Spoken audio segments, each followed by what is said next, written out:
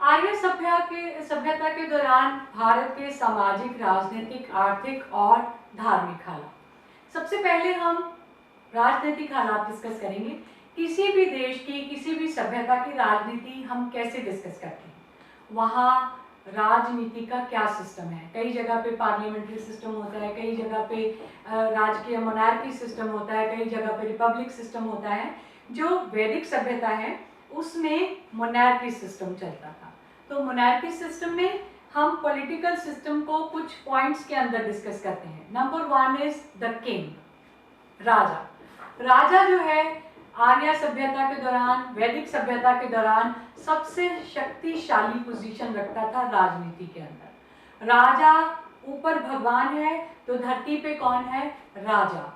और राजा ने अगर कोई शब्द कह दिया, कोई बात कह दी, तो प्रजा को वो बात अपना धर्म, अपना कर्म समझ के माननी पड़ेगी। और राजा से ऊपर किसी की शक्ति नहीं है। राजा चाहे तो किसी को मृत्यु का दंड दे सकता है, चाहे तो किसी के मृत्यु का दंड जो है वो माफ कर सकता है। पर इतना ज्यादा भी वो अपने हाथ में पावर को नहीं लेता था। हर चीज में एक ही बंदा इतना एक्सपर्ट नहीं हो सकता है। हर फील्ड होते हैं अलग अलग, इकोनॉमिक होता है, न्याय का होता है, सेना का होता है। तो जो राजा है उसकी मदद के लिए अलग अलग मंत्री होते थे, मिनिस्टर्स होते थे। तो वो मंत्रियों की जो काउंसिल है उसको मंत्रिमंडल कहा जाता था, कि राजा की मदद के लिए मंत्रिमंडल होता है। मंत्रिमंडल में न्याय मंत्री जो सारे के सारे एरिया में शांतिपूर्वक काम चलाने के लिए अलग अलग न्याय की व्यवस्था करता था।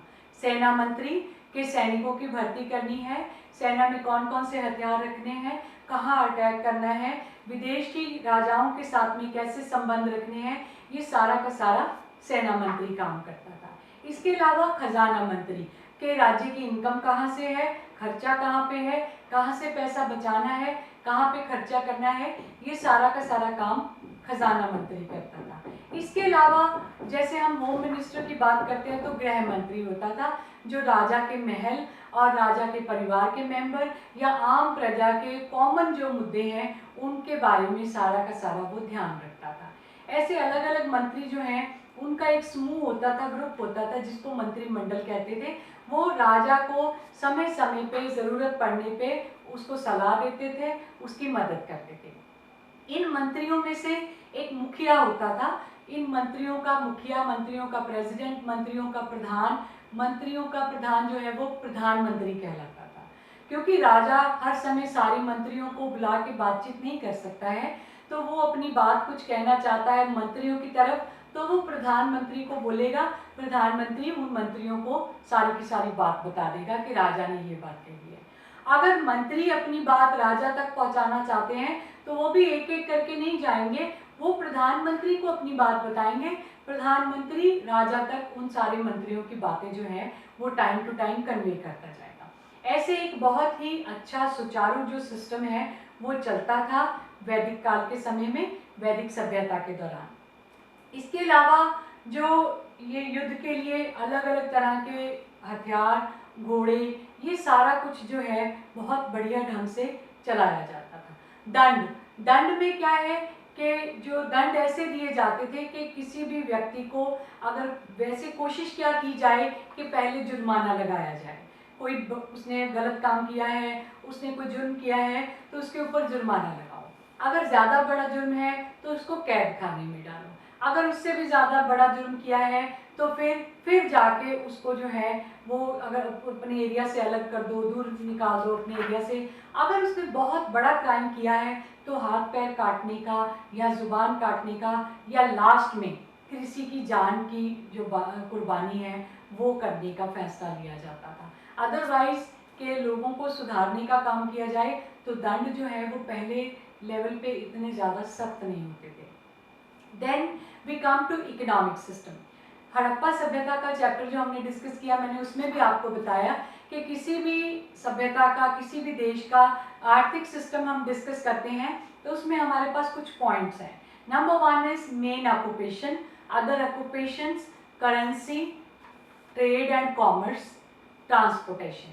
तो ये मेन ऑक्यूपेशन पूरे भारत का मेन ऑक्यूपेशन इवन कुछ साल पहले तक, इवन इंडिपेंडेंस तक एग्रीकल्चर रहा है। Agriculture was the main occupation of वैदिक सिविलाइजेशन ऑल्सो। इसके अलावा अदर ऑक्यूपेशंस में cattle rearing, dairy farming. Cattle क्या है? जानवर, वो जानवर जो खेती बाड़ी में काम आते हैं, और वो जानवरों के जरिए ही जो डेयरी फार्मिंग का काम चलता था। इसके अलावा ट्रेड एंड कॉमर्स। ट्रेड जो है वो इंटर स्टेट ट्रेड चलता था। इंटरनेशनल ट्रेड का कोई एविडेंस वैदिक सिविलाइजेशन के दौरान नहीं मिला है, क्योंकि इनके सिक्के ज़्यादातर जो हैं वो ऐसे सिक्के नहीं हैं। कभी इनका एक्सचेंज जो है ज़्यादातर बार्टर सिस्टम से है, आदान प्रदान, गेहूँ लेके कपड़ा बनवा लेना, ये सिस्टम ज़्यादा पॉपुलर चल रहा था इनके समय पे। तो ट्रेड बहुत कम विकसित था भी तो इंटरस्टेट सिर्फ अपने देश के अंदर अलग अलग इलाकों के साथ में ट्रेड चलता था। देन इंडस्ट्री में कोई बहुत बड़ी इंडस्ट्री नहीं थी, कारखाने बहुत ज़्यादा नहीं थे। अगर कुछ बनता भी था तो हाथ से खड्डियों के ऊपर सामान बनाया जाता था। इसके अलावा करेंसी के लिए कोई प्रॉपर मोहरें, स्टैम्प्स ऐसा कुछ नहीं था, सील्स नहीं थी, कोई सिक्के ऐसे नहीं थे। ज़्यादातर बार्टर सिस्टम था, या गहना जिसको निष्का कहते हैं गले में पहनने के लिए, या एक गोल्ड का एक वो गहना जो है उसको दे के कोई सामान लिया जाता था। कि प्रॉपर किसी भी राजा की कोई करेंसी जो है वैदिक सभ्यता के दौरान हमें नहीं मिलती है। मतलब कि इतना ज़्यादा इकोनॉमिक सिस्टम डेवलप्ड नहीं था। थोड़ी इकोनॉमी जो है इनकी पुअर तो हम नहीं कह सकते, बट इतनी विकसित नहीं थी। Then we come to social system, सामाजिक व्यवस्था। सामाजिक व्यवस्था में हम बात करते हैं, फर्स्ट हम बात करते हैं फैमिली की, देन वुमेन कंडीशन की, देन फूड एंड ड्रिंक्स की, dresses and ornaments, fairs and festivals, sources of entertainment.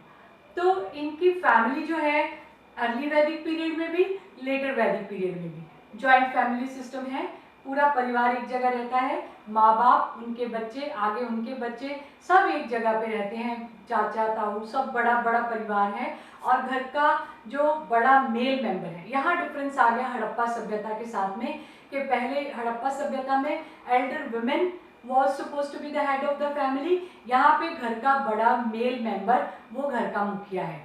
Then women condition, मतलब कि विमेन की कंडीशन अब थोड़ी सी डाउन हो गई, क्योंकि उसका घर में ओहदा जो है वो आदमी के बाद में आने लग गया।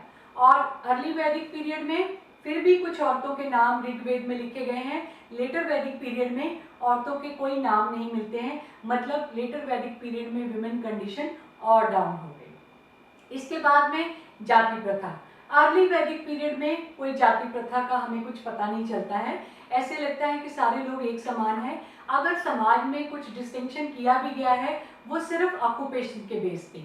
अगर कोई व्यक्ति पढ़ाई लिखाई का काम कर रहा है तो वो ब्राह्मण है, और अगर कोई व्यक्ति लड़ाई में शामिल हो रहा है, हथियार चला रहा है, तो वो क्षत्रिय है। कभी भी अपना प्रोफेशन चेंज करके वो अपनी जाति जो है वो बदल सकते हैं। बट लेटर वैदिक पीरियड में जाति प्रथा पूर्ण रूप में जो है वो आने लग गई समाज के अंदर।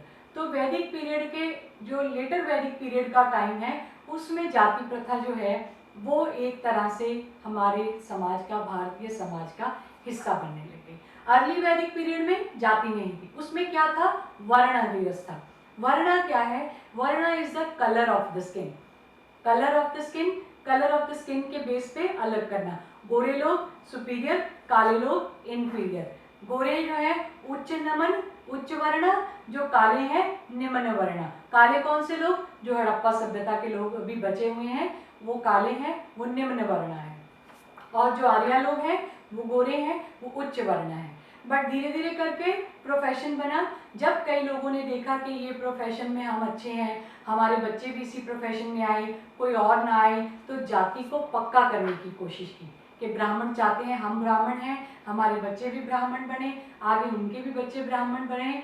तो उन्होंने जाति को पक्का करने की कोशिश की। तो समाज जो है वो 4 जातियों के अंदर बट गया। ब्राह्मण, क्षत्रिय, वैश्य और शूद्र। ब्राह्मण जो पढ़ने पढ़ाने का, धर्म के कर्म का काम करते हैं वो ब्राह्मण हैं। जो युद्ध में लड़ते हैं, हथियार चलाते हैं, वो क्षत्रिय हैं। जो व्यापार करते हैं, अपने इलाके के लिए पैसा कमाते हैं, वो वैश्य जाति के लोग हैं। जो इन तीनों जातियों की सेवा करते हैं वो शूद्र जाति के लोग हैं, और वो इन तीनों से अलग रहेंगे, इन तीनों से इंफीरियर रहेंगे। तो ये जो है एक जाति प्रथा का सिस्टम जो है वो लेटर वैदिक पीरियड में चल पड़ा था। इसके अलावा जो फूड एंड ड्रिंक्स में लोग जो है अर्ली वैदिक पीरियड में अगर हम देखें तो वेजिटेरियन नॉन वेजिटेरियन दोनों तरह का फूड जो है वो खाया जाता है, सोमरस भी पिया जाता है। बट लेटर वैदिक पीरियड तक आते आते ये माना गया कि जो उच्च जातियों के लोग हैं, ब्राह्मण, क्षत्रिय और वैश्य, ये तीनों जातियां जो हैं वो वेजिटेरियन फूड खाएंगी और शूद्र जाति के लोग जो हैं वो नॉन वेजिटेरियन फूड भी खाएंगे। और सोमरस जो है सिर्फ देवताओं के लिए अर्पण किया जाएगा और शूद्र लोग उनका सेवन कर सकते हैं। तो ये तीन जातियों ने अपने आप को जो है वो अलग कर लिया। फूड एंड ड्रिंक्स में भी देखिए बदलाव आ गया। इसके अलावा ड्रेसिंग्स एंड ऑर्नामेंट्स, कपड़े पहनने का ढंग जो है, और औरतें जो हैं वो घाघरा चोली और साथ में दुपट्टा लेती थी। और कई तरह के हमें क्लॉथ के फाइबर मिले हैं, सिल्क है, कॉटन है, वुलन है। तो ये पता चलता है कि लोग अपनी हैसियत के मुताबिक सिल्क अमीर लोग पहनते होंगे और कॉटन कॉमन लोग पहनते होंगे। वुलन सर्दी गर्मी का हमें बताता है। तो ये औरतें घाघरा चोली दुपट्टा, आदमी धोती कुर्ता पहनते थे। औरतें और आदमी कई तरह के गहने पहनते थे according to their economic condition. अमीर लोग हैं तो सोने के गहने पहनेंगे, अगर गरीब हैं तो वो मिक्स मेटल्स के पहनेंगे, या थोड़े कम अमीर हैं तो चांदी के गहने पहनेंगे। तो ये सारा का सारा जो है वो सिस्टम सोशल सिस्टम में चल रहा है। इसके बाद में सोर्सेज ऑफ एंटरटेनमेंट, मनोरंजन के साधन।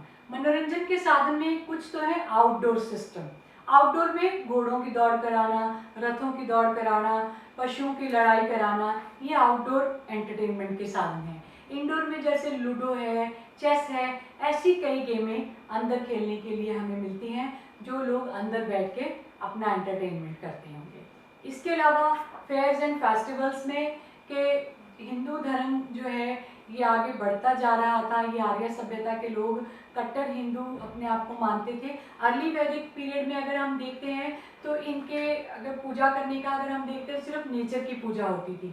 लेटर वैदिक पीरियड में इंद्र, वरुण, ये सारे देवी देवता जो हैं वो आने लग गए।